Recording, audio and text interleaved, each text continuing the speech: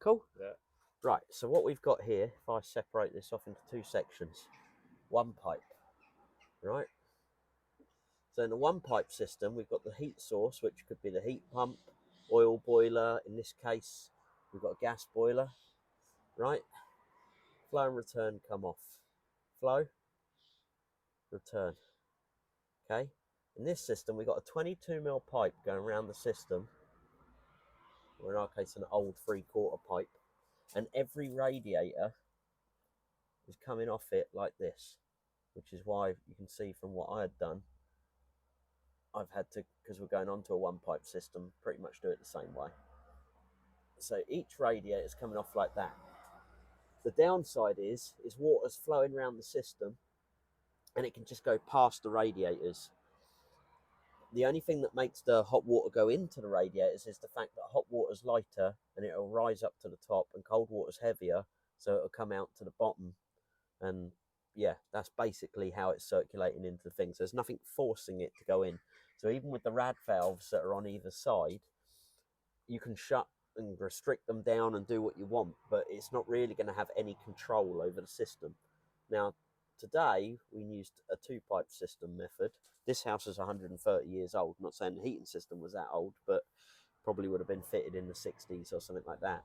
Nowadays, we do boiler, gas boiler, flow, return.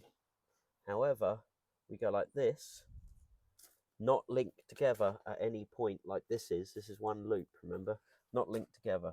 Now if we've got rads, right, in the same principle, one pipe will be connected to the return on each of these, but one will jump over that, will be connected to the flow.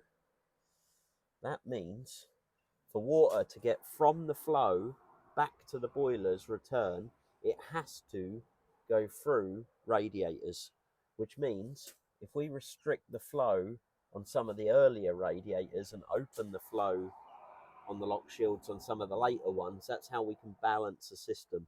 It has to go from flow to return, but we can play with radiator valves to make adjustments to basically force more of the heat to the rest of the system. We can't do that on a one pipe system. It's more just a give or take luck what gets warm. We don't really have the same control that we do with a two pipe system, which is why nowadays it's a two pipe system.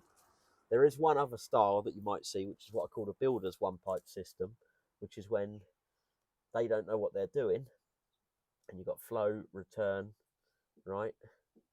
And you might see them go into a radiator, out of a radiator, into a radiator, out of a radiator, and again, right?